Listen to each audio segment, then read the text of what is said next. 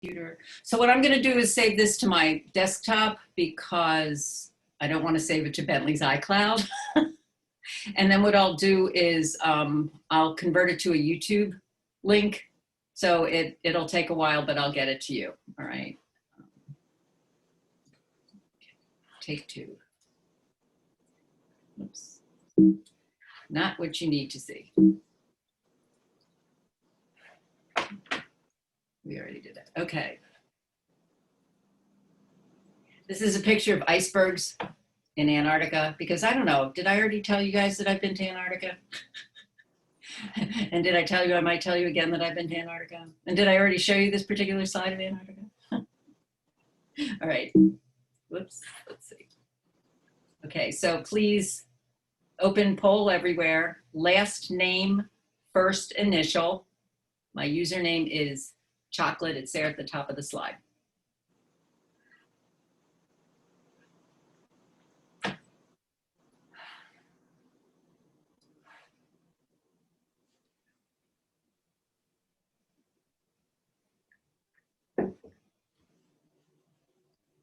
Come on, there's more of you.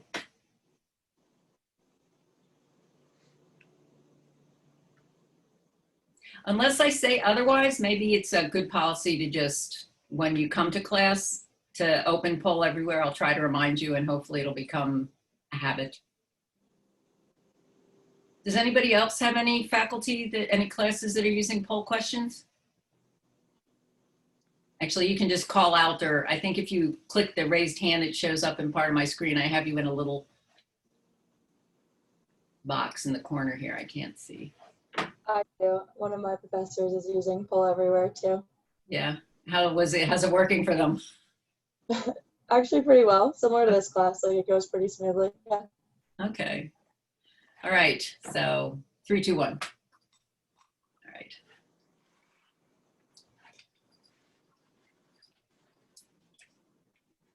Saturated fat only comes from animal products. True or false?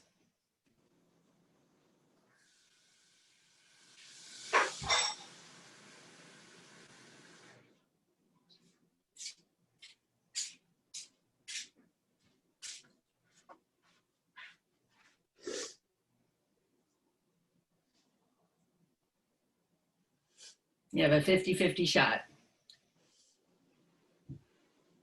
5, 4, 3, 2, 1. All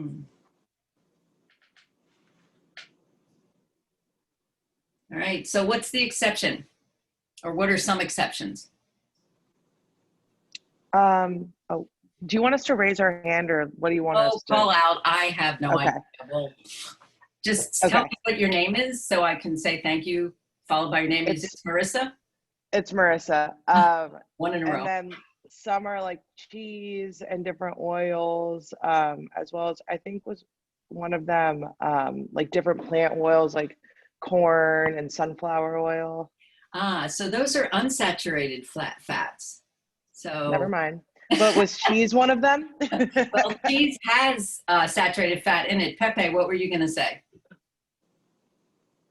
I was going to say, other than animal products, they're hydrogenated vegetable fats and tropical oils like palm and coconut oil.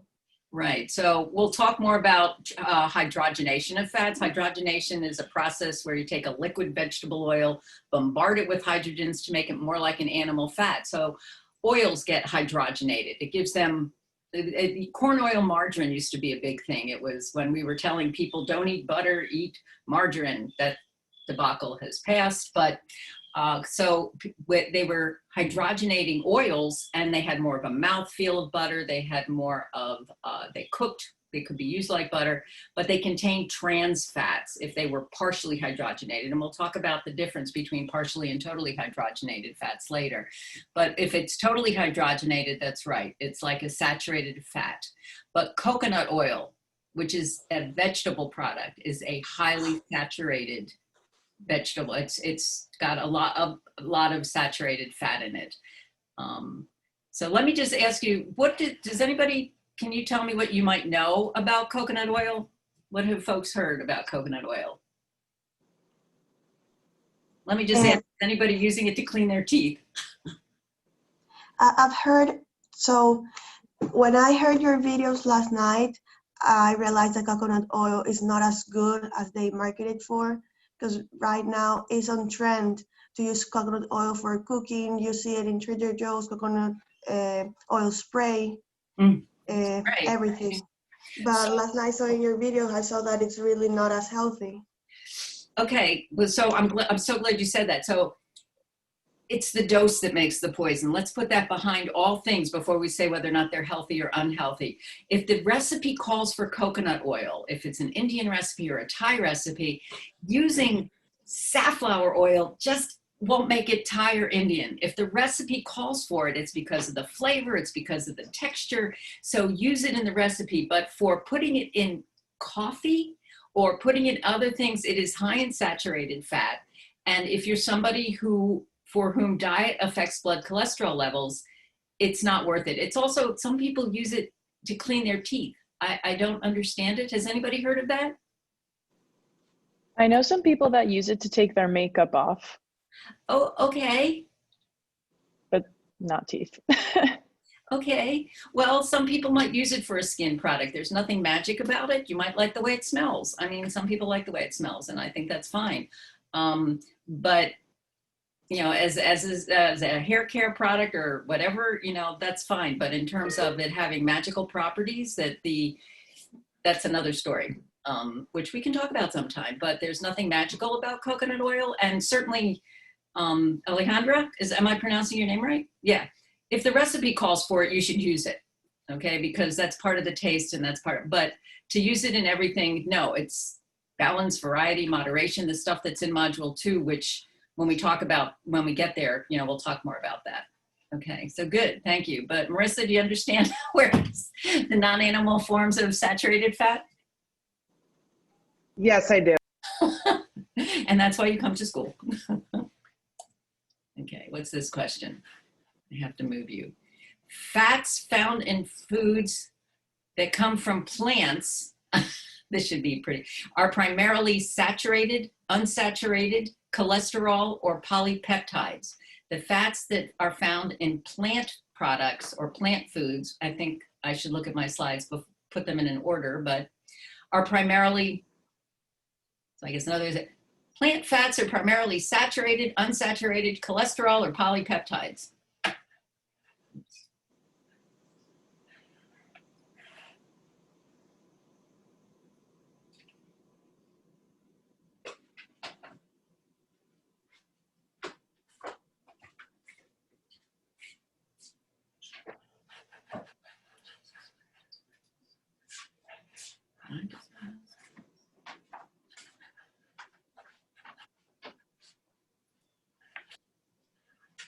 All right, I can't get my mouse working. It's over here. 3, 2, 1.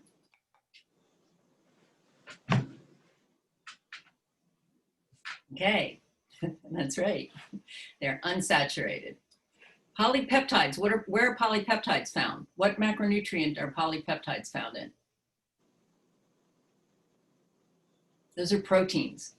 Amino acids that are linked together form long chains. Poly means many. Peptides refer to the bond that links amino acids together.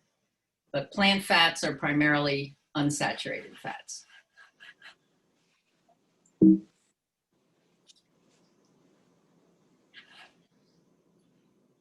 Intake of dietary saturated fat raises blood cholesterol levels more than intake of dietary cholesterol. And I just want to explain this to you. So what I'm saying here, which apparently I couldn't write, when you eat foods that are high in cholesterol, dietary cholesterol, true or false, has less of an effect on blood cholesterol levels than dietary saturated fat. And if you have no idea what that means, just pick one and I'll talk about it, because this is a lousy question and I'm going to throw it out. It looked good when I made it yesterday, but now not so much.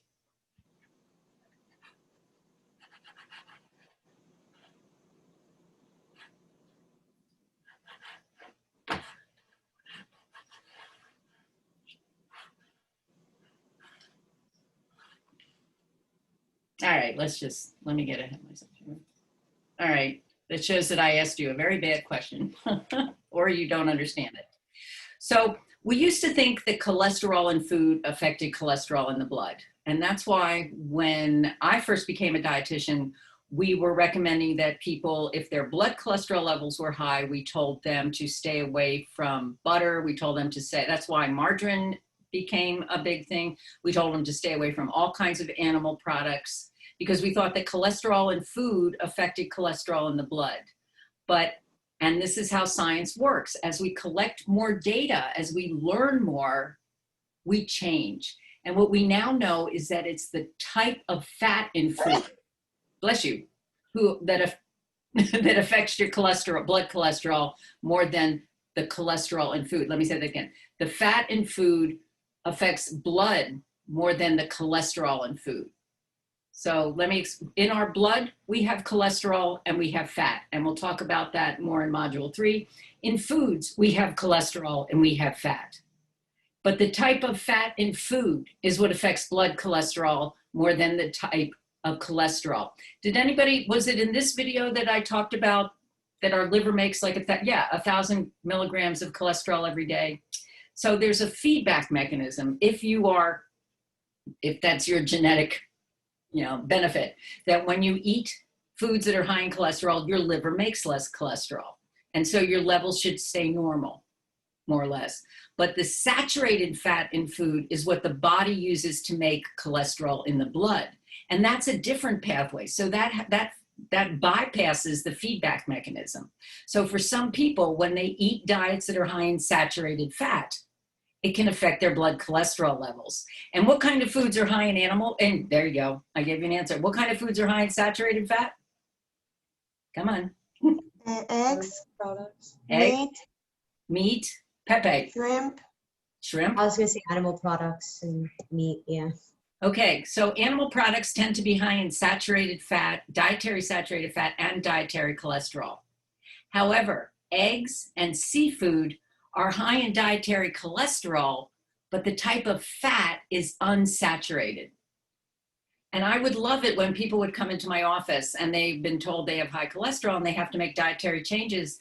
And I would tell them about, maybe go to 1% milk, try to get leaner cuts of meat, but shrimp and eggs, they're fine. Just watch the butter, that you put on them. So the answer to this question, intake of dietary saturated fat, this is a terrible question, but dietary fat affects cholesterol more than, how do I want to say it? Cholesterol in food is not affected by cholesterol. Do you know what I'm trying? Somebody want to say this for me? The answer is true. What's my question? Let's play Jeopardy. What's a good question for this answer? I would give it more as an example, like do meats have affect more the cholesterol of your body compared to coconut oils, maybe? And what would the answer to that be? Coconut oil. Okay, because why? Because it affects the cholesterol more than the meat does, because the cholesterol from the meat is how do I say this? Oh, No, I'm having problems too, so I can't fault you. yeah. Because coconut is high in saturated fat, but depending on the choice of meat, it could be high in saturated fat and cholesterol. But the saturated fat should not be what raises your blood levels. Mm-hmm. So that's why eggs and shrimp and seafood are okay. Now, if you're somebody who has high cholesterol, certainly follow the instructions that your dietitian or your doctor are giving you. I'm somebody who picked the wrong parents for years. I'm not a big saturated fat eater, but my cholesterol numbers have gone up and up and up. So I went on medication about a year ago, and now I just eat everything with reckless abandon. But that's not good. I'm not saying you should do that. All right, so what the point of this question, and just as a heads up, there will be something similar to this in your diet project, where I ask you about your diet and the fat in your diet and its effect on your blood cholesterol levels. So there's that. Minerals may be categorized as water soluble and fat soluble. True or false?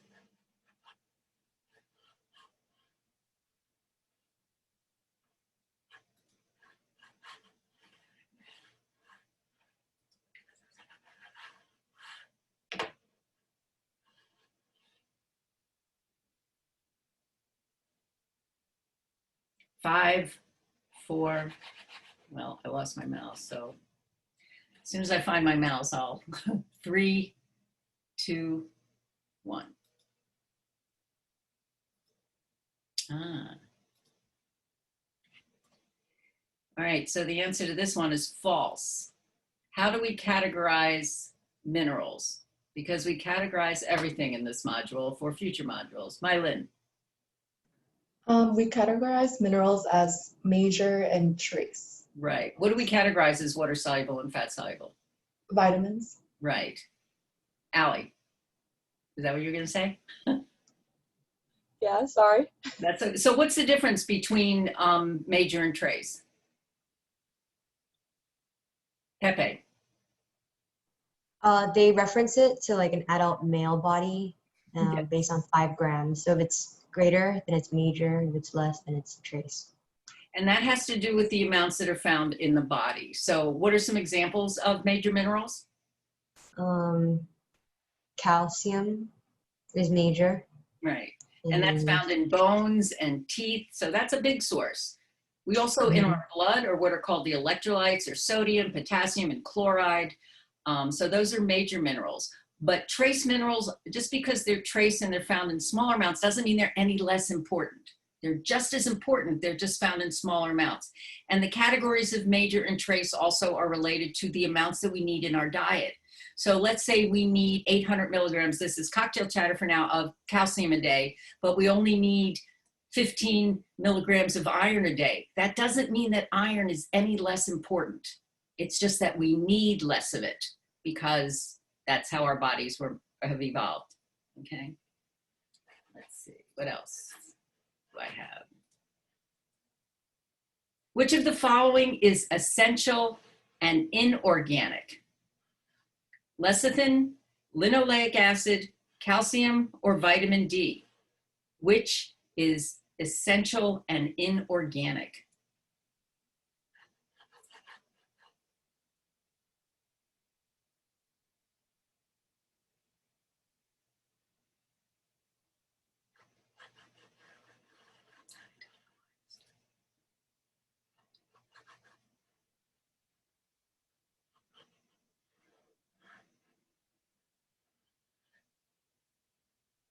Three, come on, 2, 1. Oh, we have work to do. Okay, so what does essential mean? Your body doesn't produce it on its own. Right, your body doesn't make it or make enough of it to support the growth, repair, and maintenance of tissue. Therefore, we have to get it in our diet. So lecithin is not essential or inorganic. Linoleic acid is one of the essential fatty acids, but it's organic. Vitamin D is essential, but it's not inorganic. Why is vitamin D not inorganic? What does organic mean? Organic is substances that have carbon to carbon bonds or Right. carbon to hydrogen bonds. Right. You're right. And vitamin D is a vitamin. Vitamins are compounds. So, and this one, and vitamins are organic. So the answer is calcium. Calcium is a mineral that is essential and inorganic. Okay. Which of the following nutrient sources yield more than 4 calories per gram? Plant proteins, animal proteins, plant fats, or plant carbohydrates?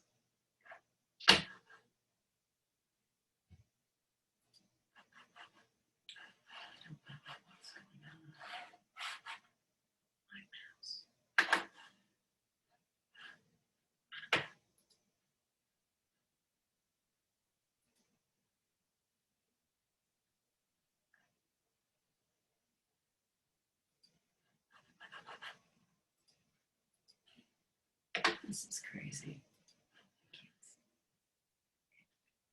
3, 2, 1.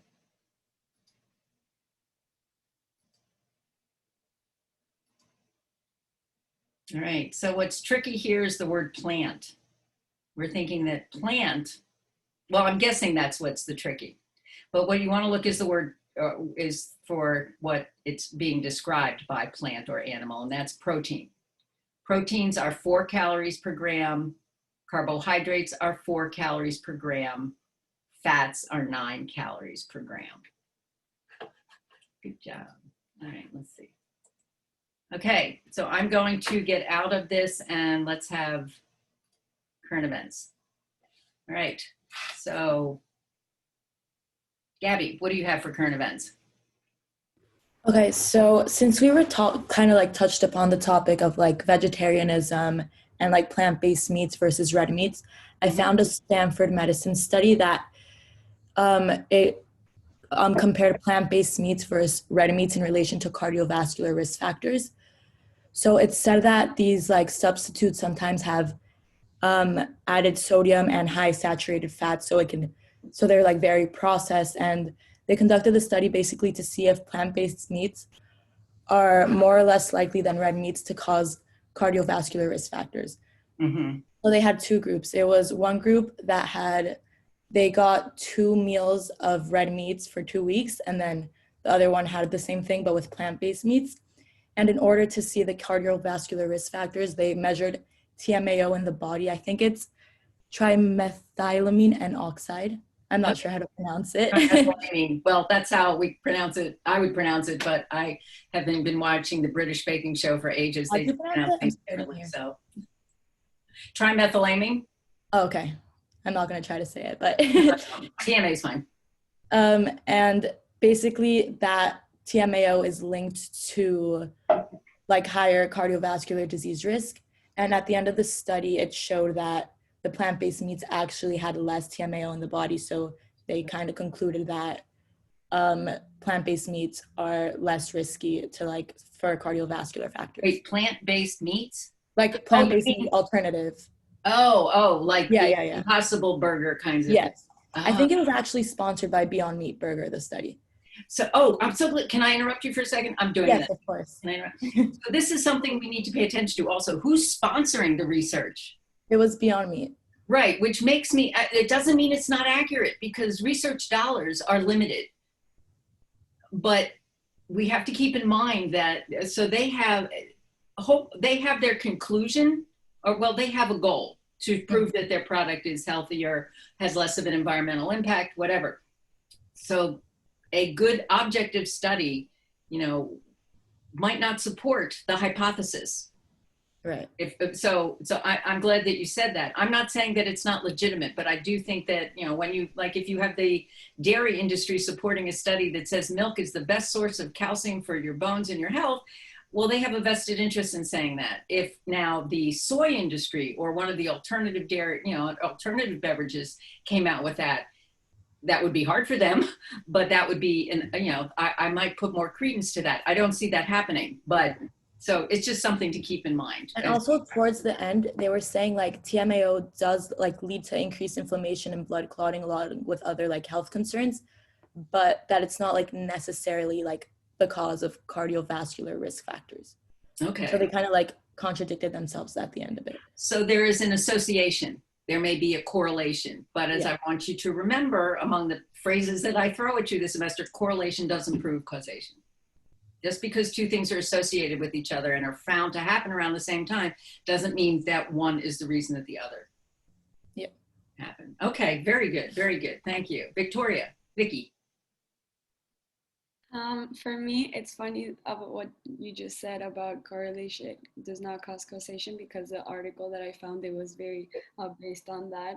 So it was an article that talked about how in Japan, like in the past 20 years, the risk of having stomach cancer was reduced because they were saying that a lot of Japanese were consuming like salty foods that was causing stomach cancer, and that if they were eating more it was fruits, I believe, and vegetables, it was associated with the decreased risk. And at the end, I was reading more articles, and most of them said the same until one of them I read was, it was like the dose is a poison because they ate a lot of fish, and it was in like salt. They what's it called? They put this fish in salt water, and somehow like they were eating it a lot, and that's why they thought it was causing the stomach cancer. But at the end of the day, it was just like how much they were consuming, and they thought that if they ate more vegetable and fruit, it would decrease the risk. But yeah, it was interesting. Right. And see, that could, when you're looking at large populations, it's hard to do nutrition research on large populations that are in uncontrolled situations. So you look at, and this is the study of epidemiology, which is in the video when I talk about that. It doesn't mean that that's not a risk factor.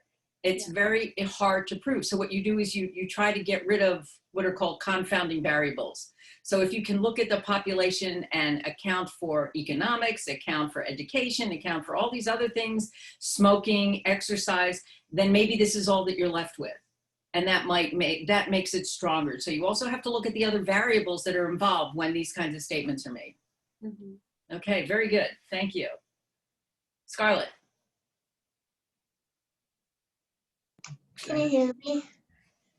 Yeah, I'm just looking for you on my little screen here. Oh, there you are. Okay. So I found a study about making an antibody profile for gluten sensitivity. Oh. So what drew me to this is my two older sisters are like gluten sensitive but not celiac, and they struggled with it for a while, and they went to the doctor, and it's just like not easy to diagnose. They kind of just said like try food elimination until you see what's causing the issue. So this new study, it's looking at, so they did 40 patients who had celiac, 80 patients who were gluten sensitive, and then 40 control patients, and they analyzed their blood samples. And all three groups consumed like an unrestricted gluten diet. So the findings were specifically around the B cell, which I don't really know what you that can take is. it to class someday or just hear about it.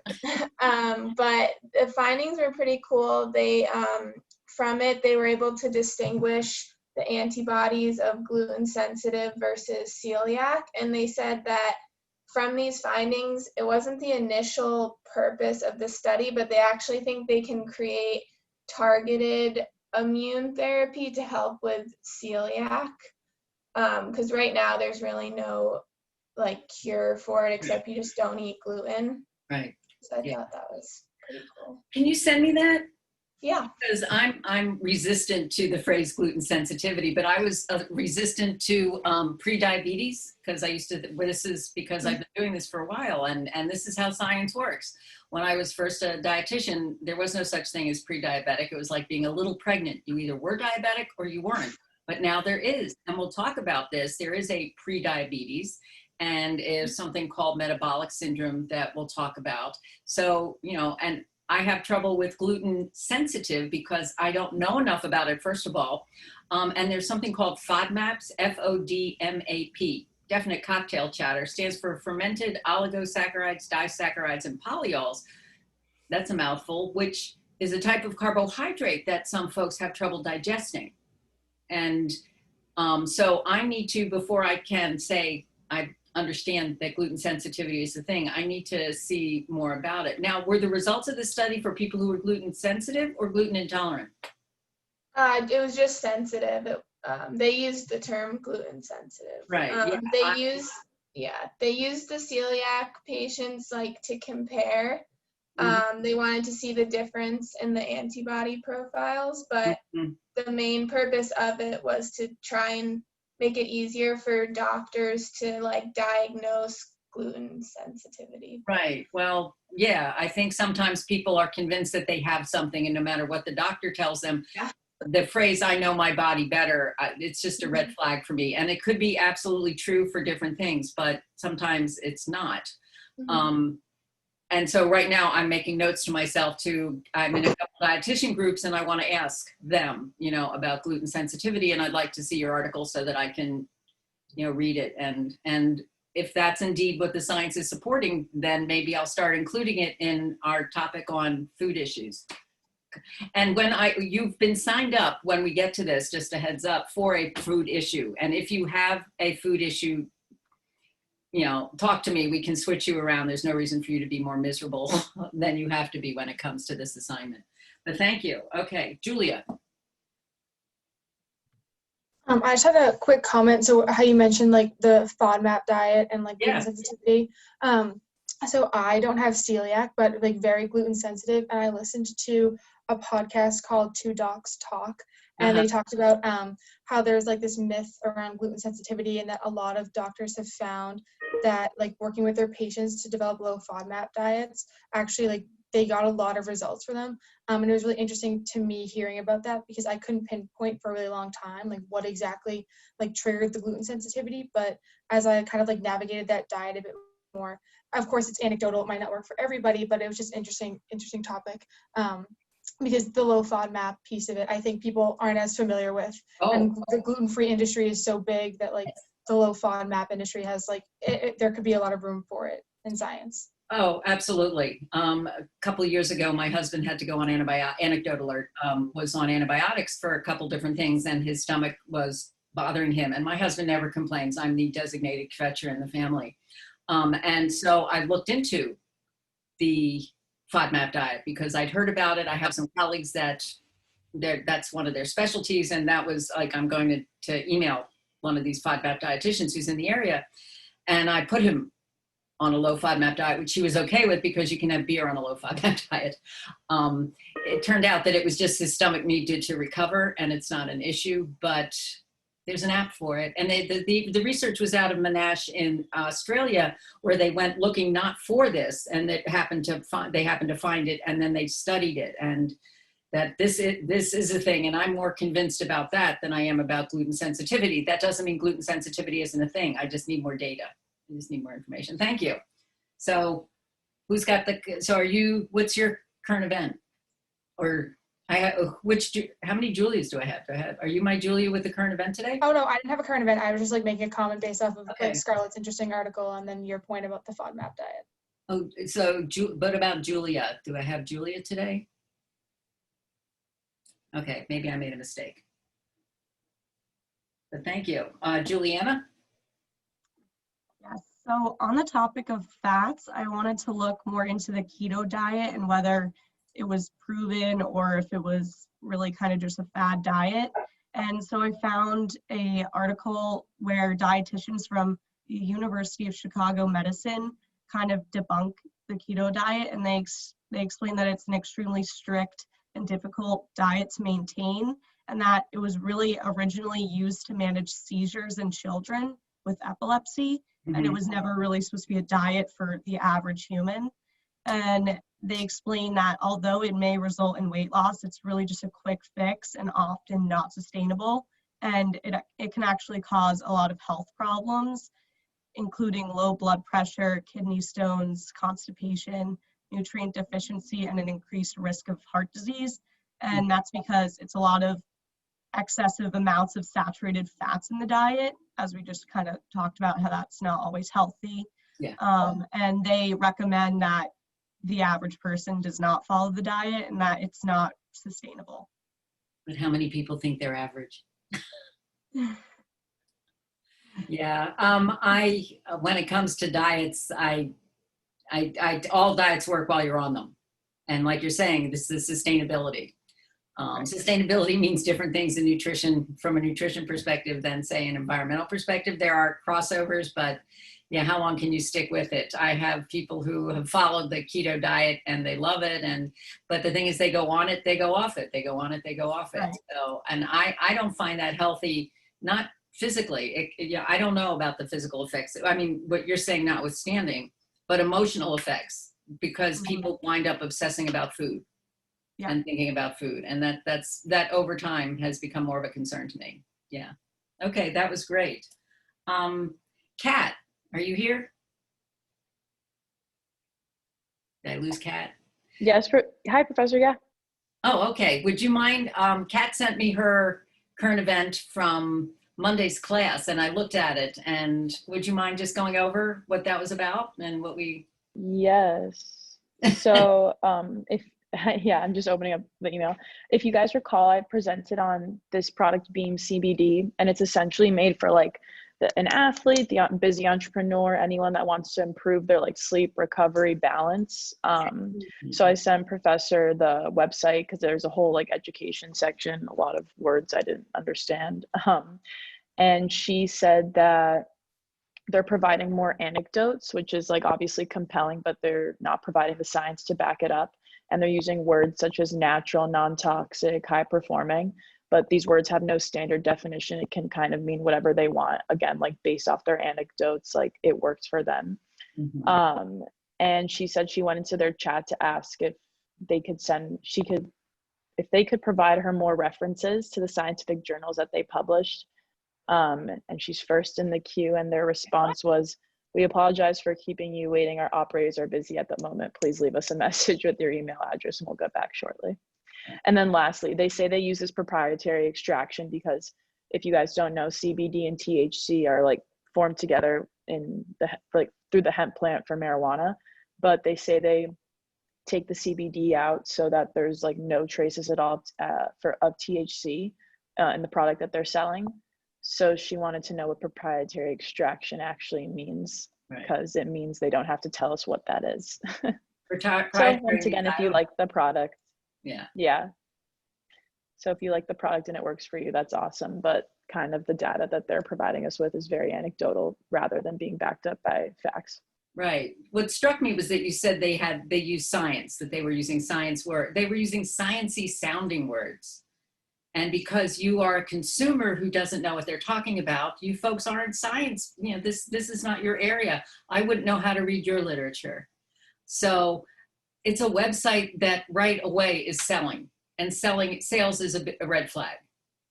So when they're trying to sell you a product, and I understand you have to make a living, but if you could do it honestly, I would appreciate it. So yeah, you get the product because you like it, not because it's going to improve any of the things that they're talking about from a science perspective. Anecdotes are where you start the research. It's not where the research ends. So, okay. Any questions? All right, so let me go back to our slides. Let's see. Oh, all right, so this was your product. And right here it says, shop. So shop because we'll use science sounding words. And again, it may be legitimate, but I was the first in the queue to ask questions, but they were busy.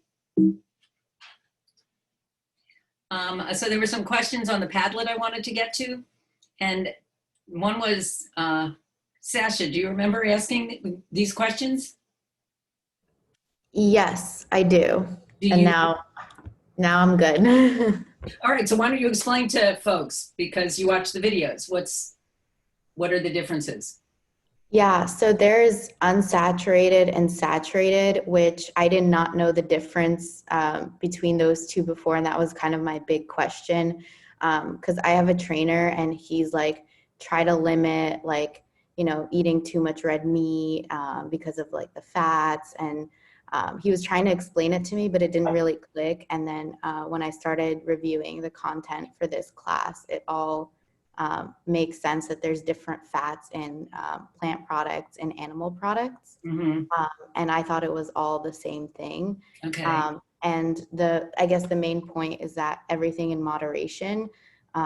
So it's really the amount that you have. If you have like a bunch of fat, it's never going to be a good thing, whether it's saturated or unsaturated. But if you're keeping a healthy limit, then it's okay. Okay, good. And Gabby, I mentioned in class that there's no such thing as bad foods, but you grew up. What would you like me to say about healthy or unhealthy? I just remember you saying like in the beginning of class or like in the first few videos that it was like, oh, there's no such thing as unhealthy or healthy foods. But I guess it's just what you kept mentioning, that it's the dose that makes the poison. Right. Really, you guys now have it. See you next year. That's right. That's right. It's the dose that makes the poison. My concern is that when we start labeling foods as good and bad and healthy and unhealthy, is that we don't just look at the foods as good and bad, but we look at the people who eat them as good and bad. And we start projecting morality on top of that. Life's too short, folks. Eat it, you know, balance over time. Okay, great. Thanks. I just wanted to share with you real quick about these people I knew that were fruitarians, talked about the different types in the video of vegetarians. Fruitarians only eat fruit. And when I was in graduate school, I knew this couple that were fruitarians, and they chose to become fruitarians. It's crazy. There's no protein, there's no whatever, there's very little. But they had a kid, they had a baby, and they put this infant on a fruitarian diet. And this infant was being given carrot juice and was not getting complete proteins. So while it's very unusual for this demographic to have nutrient deficiencies, this was a small child that was not getting the nutrients they needed once he stopped nursing. And it was just very disturbing to watch. So fruitarian is not, there are people who are fruitarians, they choose to be it, but to put a small child on it or an infant who has no choice, that's always stuck with me. And it's been a while since I was in State College, Pennsylvania. Okay, so what I'm going to do now is put you into breakout rooms. And I'm going to ask you for, let's see, what time is it? Oh my God. For about 15 minutes well, actually, let me get out of this now. Stop screen sharing. And to discuss questions. There'll be 5 different groups. And look at your group number to see what group you're in. And if you go back and look at the document that I posted, I then put group 1, 2, 3, 4, and 5. So whichever group you're in, that's your discussion question for the next 10 minutes or so. All right. I mean, say hello to each other. This is the first time we're making this work. So maybe make it 15 minutes. And then we'll get back here. I will stop in the rooms and say hi and see how you're doing. Somebody should be kind of lead the discussion. Somebody should be recording, and then one person can be the spokesperson when we get back in here to answer the questions. And actually what I would like is to have somebody post your answers, your questions and answers on a Padlet, and I'll show you that before we leave. So here's how it works. I'm going to break you into 5 groups, and I'm opening the rooms. And this is my favorite part of putting people in breakout rooms. I don't know what you see, but this is when I say, go to your rooms. And I'll be there shortly.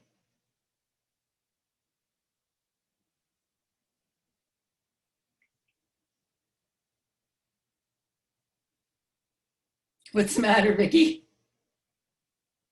Oh, you're going, you're fine.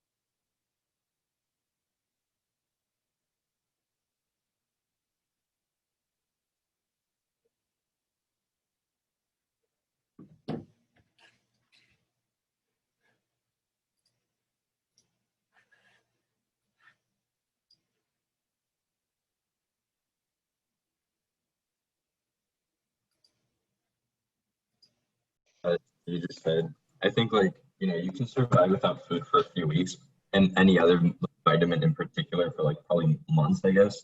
But if you don't have water for 13 days, you're dead, Yeah.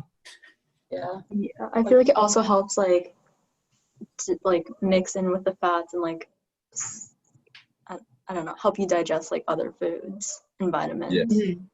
Yeah, I said, yeah, metabolism, nutrient transport. And I think the video talked about that, you can develop a deficiency faster than any other mineral if you don't have it. Yeah. How are y'all doing? But also good. Well, good. This went so much faster. I just want to say hello. And, you know, if you finish early, come back in the classroom if you want to stay in here and chat, because I don't know that you've had a chance to meet each other besides, I don't know if you want to meet each other besides what was in, you know, what we've done so far. But all right, I'll see you. Okay.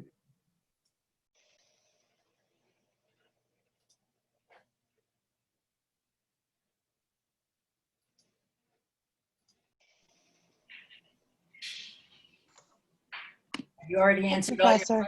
questions? Yeah. You already know You it. did. Kind of did. Well, what was your question? You were question number 4. What does bioavailability mean? Why is it important? Yeah. Yeah. Okay, and so we what I'd like you to do is think of some examples of foods, combinations of foods, and talk to me about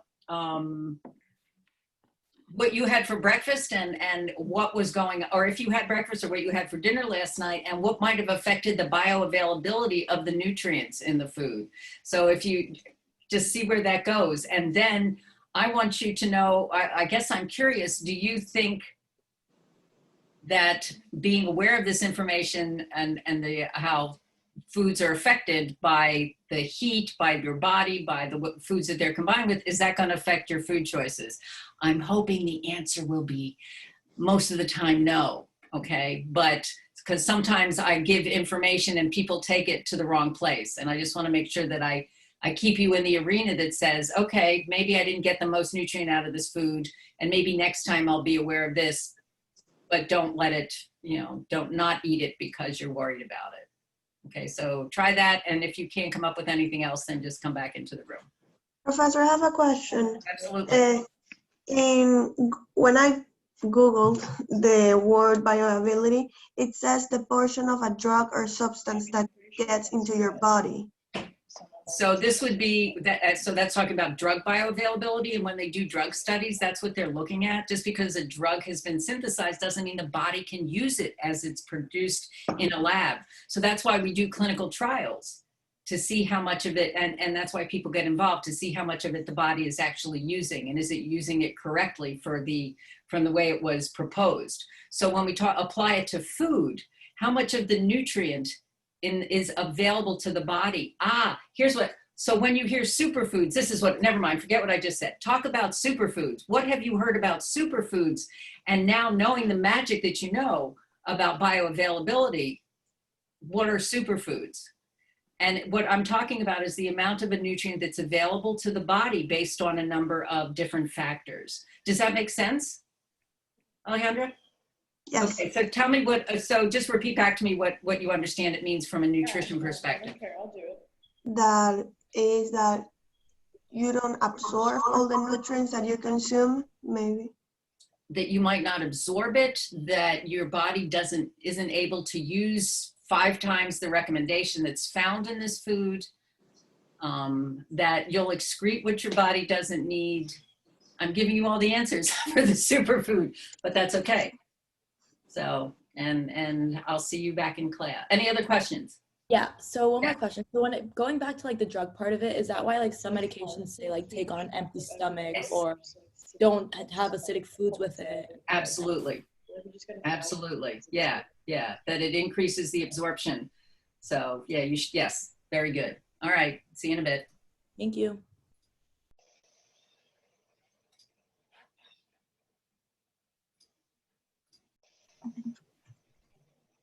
It's quiet in here. You've come up with all the answers then, haven't you?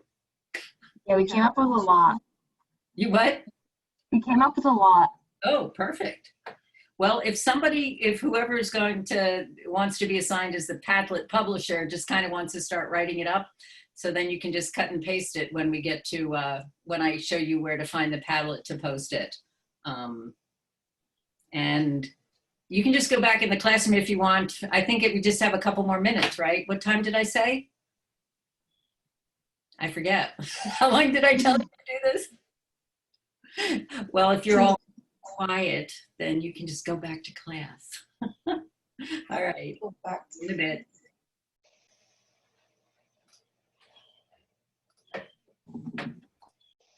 Oh, she's here.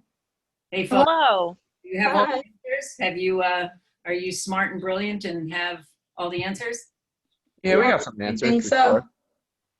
All right. Well, if you just want to chat with each other, that's fine. I think I don't remember when I told you to come back to class, but I'll probably, after I go say hi to one more group, kick you out. So you're welcome to. Wait, Professor, what is the recorder supposed to do? The recorder should be recording this, and then what I'll do is saving it to my laptop at my desktop as an MP4.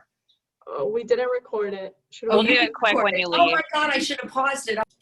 Let me look at the questions on my phone because I'm supposed to use my phone in class now. All right, group one. Do you know anyone follow? Well, what's the question and what did you folks come up with? Group one? Oh, I guess, Our question was, do you know anyone following a low carb ketogenic diet? What kinds of foods do they eat and what types of fats are they consuming? okay. We just talked about Julia tried it for a brief time, and I know a friend who tried it.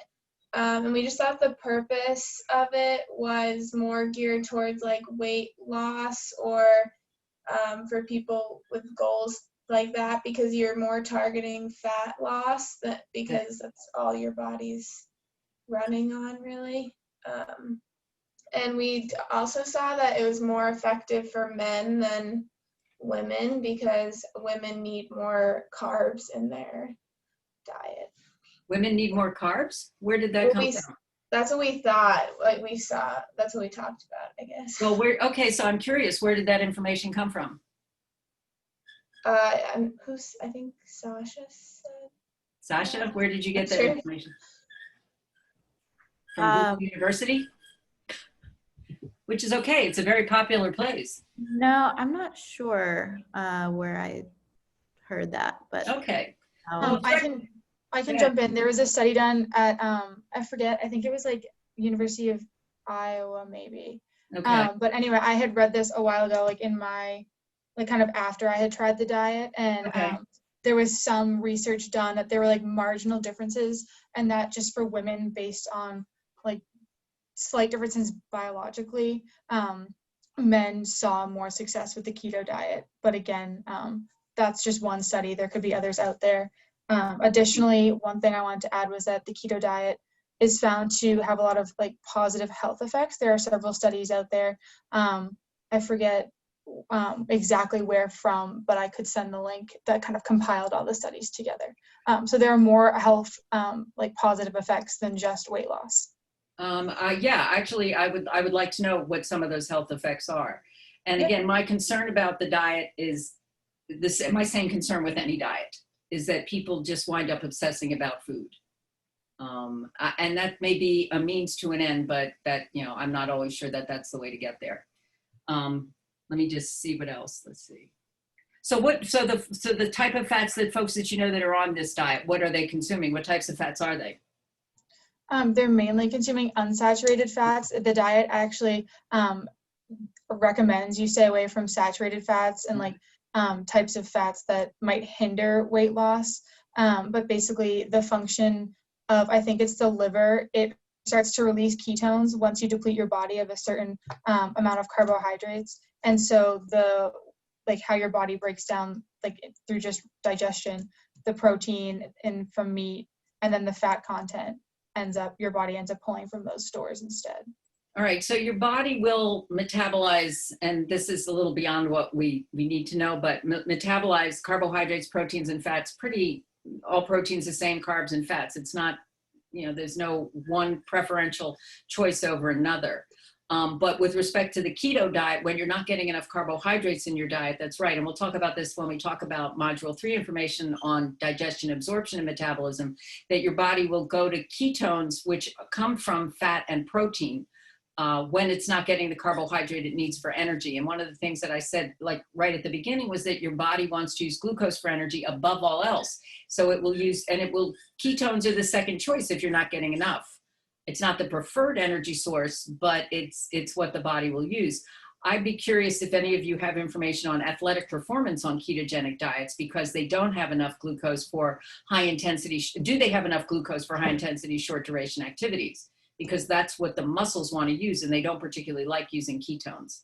So that would be something. But we'll talk some more about that when we talk about fitness and when we talk about metabolism. So thank you. Let's see, group 2. Why do some people think diet can affect blood pH levels and disease risk? Is there any truth to this? Think about the lady with the bobblehead. So there isn't a truth to it. Your body maintains a steady pH level at 7.4. And people fall for this, I guess you can say, trick and follow the alkaline diet because people take these pee tests and they're like, oh my God, my pee is higher or my pee is lower. I need to hop on the alkaline diet, which that's just what your body excretes. That's not necessarily true. And then another thing is that people think low pH causes cancer. So they'll intake a higher pH, more alkaline diet and hopefully fix that. But again, your body maintains that 7.4. So that's not the issue. How does it, buffers are how the body maintains pH. pH is the most tightly regulated mechanism in the body. That and blood calcium, which we'll talk about later. The alkaline diet is high in fruits and high in fruits and vegetables. You should be eating lots of fruits and vegetables, but not because it's going to affect your blood pH. Doesn't matter what, his initials are TB and it's not Ted Bundy. This shows you how well I am with sports. Tom Brady. Just because he's following that diet doesn't mean that it's, sorry, I have something ringing in my ears. I have here, anyway. So yeah, it's a scam, and eat your fruits and vegetables for other reasons, but not because they have anything to do with your blood pH. Group 3, what can you tell me about vitamin mineral supplements, why people take them? Yeah, so our discussion question was, do you know anyone taking vitamin or mineral supplements? And so most of us said that either we were or we knew people who were. One of us is taking a probiotic, which helps with digestion and stomach kind of stuff. Does it? I mean, okay. Oh, well, we thought it was. But most of us also take vitamin C and vitamin D3, which we took that before the coronavirus, but now, especially now, we kind of want to we're taking it like more. And one of us said that during the winter, when she takes vitamin C and vitamin D3, she feels like she's a lot less likely to get sick. And one of us also said it helps with anemia because one of them is anemic. Okay. And also taking iron supplements helps with anemia too. My mom takes magnesium, and she says that it helps her like stay asleep at night. It doesn't like make her go to sleep like melatonin does, but like it helps her stay asleep. And she said, my mom said that there's other health benefits, but she's been taking it for a few months and really likes it. But so what kind of research are you giving me? Personal, I guess. Anecdotes. They're important. Yeah. And then a few of us said we were taking collagen and biotin to help with our hair, skin, and nails. Show me the data, folks. Save your money for food. Oh my gosh, this is great. You gave me a lot to unpack here. I think, do you want to raise your hand, Justin? Did you want to say something, or are you just fingers? Oh no, I'm just like smiling because yeah, I'm just smiling at it. I was getting a lot of dings over here. I don't know where any of these noises are coming from. Did anybody want to say anything? Because I don't know what I'm doing. Okay, so let me see if I can unpack. And oh my God, probiotics, eat food, don't take probiotic supplements, save your money because you don't know which bacterial strains your body needs. You don't know what your body may be missing. You don't know if you're taking a strain of bacteria that your body may recognize as not supposed to be there and cause an immune response. That's really rare, but I just thought I'd throw that out there to scare everybody out of taking supplements. If you like, and we'll talk about this, you have acid in your stomach. The pH of your stomach is like battery acid. So how much of those probiotics are you taking that actually make it through your digestive tract into your body? I don't know, but we'll talk about that, and we'll talk about something called prebiotics. And if I don't talk about it or I put it in a video, ask me about it in class. Prebiotics are like fiber I don't want to give it all away, but those, when they get to your intestines, that's what your bacteria in your intestines will use to make more bacteria. Probiotics, I don't know where they go or how they get there. So drink the probiotic beverages and the kombucha and whatever it is that you're taking because you like the way it tastes, but there's not enough data to support that it has the superfood that you may think it is. So, and there were a couple other things, but I don't know that we have time, which appreciate everything that you folks are saying, but. Professor, I have a question. Yes, please. Like when you talk about probiotics, there's not enough data. A lot of the times I've had like doctors tell me like when you're on antibiotics to take probiotics to counteract like the negative effects of like what it could do to your stomach. Is that not true? It could be true. See, antibiotics are antibacterial. And if you're taking what's called the cocktail chatter, obviously, if you're taking what's called a broad spectrum antibiotic, that means it's going to kill a lot of bacteria, the bad and the good. That's why, for example, some people develop diarrhea when they're on antibiotics because it destroyed the bacteria or it's cutting down on the bacteria that maintains intestinal health in your large intestine. Some women may develop yeast infections because it cuts down on the bacteria in the vagina and allows the yeast that's normally present there to overgrow. So it hypothetically makes sense. The data support it in infants, not in adults.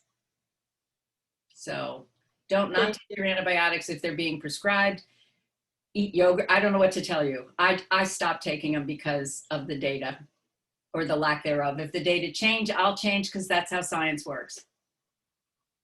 But yeah, your doctor said it. Your doctor's not a dietitian. But I'm not a doctor. I'm not giving medical advice. Okay. All right. Group 3. No, you were group 3. Group 4. Let's talk about bioavailability. I know you Oh, sorry. I was gonna start by defining it. Go ahead. And then if somebody else wants to jump in about like what we actually talked about, but bioavailability is it's like the amount that's absorbed and used by your body. And then some of the factors that influence it are efficiency of digestion, nutrition status, the food preparation, the source of nutrients, and other foods that are consumed at the same time. And then if somebody wants to go off and give our example that we went over. What we thought was interesting was that at the beginning we were looking at it. I think Ale read the definition off Google, and it was saying how drugs and how they use drugs to see the effect on people and how the body absorbs that drug and how it affects your body. So basically, when we were looking, when we talked with the professor, we thought of looking for examples, and one of them was superfoods. And kind of the definition of superfoods is that they have minerals and the body absorbs all those minerals, and that's kind of fake and it's not true. There is no such thing as superfoods, and that's because all type of foods we absorb differently, and the body absorbs the minerals and whatever it needs to have a good body. So that's why the dose is important. But yeah, it's basically there's no such thing as superfoods because of the way the body absorbs them and the bioavailability that it has. Okay, thank you. And last but certainly not least, group number 5. What was your question? We talked about we just talked about the significance of water, and literally the first thing that came to all of our heads is that the body can survive without food for significantly longer than it can without water, obviously. But some of the major topics that we pinpointed were water like manages the body's waste. It helps support like the flow of our blood and the flow of our metabolism. It transports nutrients. Without it, we can probably develop deficiencies to other things such as like iron. We also have to replenish the water in our body after we sweat, but Ali brought up the article where you don't have to necessarily sweat to lose water. Like if you're in Antarctica, while you're speaking, there's water coming out of your mouth and it's released through vapor. Mm-hmm. And it also like helps support our body with just several minerals and electrolytes, if anyone else has anything to add. So water is involved in every reaction that goes on in our body. And yeah, you're right. And we'll talk about this more in module 5, I think, about water itself and but when we talk about fitness, and like you were saying, in low humid environments, you can't feel yourself sweating, which is why it's so risky when people go out hiking in a desert. When you're in a humid environment, you can feel yourself sweating. So you know you're losing fluid, but in a in a dry environment, you don't. It evaporates right away. So yeah, you have to be really careful. But yeah, that's good. Okay, any questions on the questions? All right, so before we go, let me just do one more round of sharing because I'm a sharing person. Okay. What I have in, oh God, where did I say I posted it? Under assignments, maybe? Oh, goodness. I have a Padlet. Oh, here it is, under assignments. I'm hoping that you can access it. I don't know where my Padlet skills are going, but if you're able to access it and you can go to this plus sign here, whoever your Padlet person is, have them post the question and the answers. And also you'll have the video and you can look for these questions and listen to the video to find out what that information is. Also, let's see, for next week will be the videos for module 2, and there's the assignment, which some of you were asking about, using My Plate, just writing down what you eat for a day, and then finding out what your particular, based on 14 and above, I'm guessing.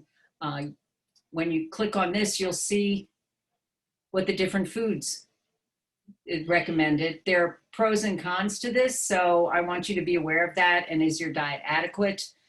And